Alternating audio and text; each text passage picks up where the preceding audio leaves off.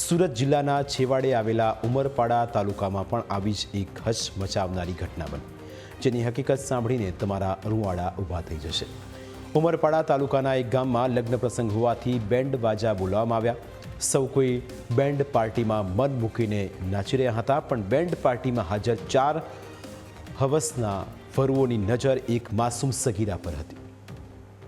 સગીરાની એક ચહેલ પહેલ પર તેઓ બાજ નજર રાખી રહ્યા હતા। આ દરમિયાન બેન્ડ પાર્ટીમાંથી બહાર નીકળીને સગીરા પોતાના ઘરે ચાલતી ચાલતી જઈ રહી હતી। તે વખતે 4 હવસખોરોએ પણ બાઇક પર સગીરાનો પીછો કર્યો। ગામના બસ સ્ટેશન નજીક પોતાનો બદ ઇરાદો પાર પાડવા સગીરાનો રસ્તો રોક્યો અને સગીરા કંઈ સમજે તે પહેલાં જ ચારેય તેને ઉઠાવીને અવાવરૂ જગ્યાએ લઈ ગયા। 4 નરાધમો સગીરાને જે જગ્યાએ લઈ ગયા હતા તે આ જગ્યા છે। અહીં જ સગીરા સાથે ન બનવાની ઘટના બની હતી। હવસખોરો એક માસૂમ સગીરા ઉપર જંગલી પ્રાણીઓની માફક તૂટી પડ્યા। દીકરી કણસી રહી હતી, હાથ જોડી રહી હતી। તે કહી રહી હતી કે મને છોડી દો, મને જવા દો, પરંતુ પોતાની આબરૂ બચાવવા તે નિસહાય હતી। નરાધમોએ તેની એક વાત ન સાંભળી અને વારાફરતી તેના ઉપર દુષ્કર્મ ગુજાર્યું। માનવતાની તમામ હદ વટાવ્યા પછી આ નરાધમો પાસે કોઈ બીજી આશા રાખવી પણ વ્યર્થ હતી।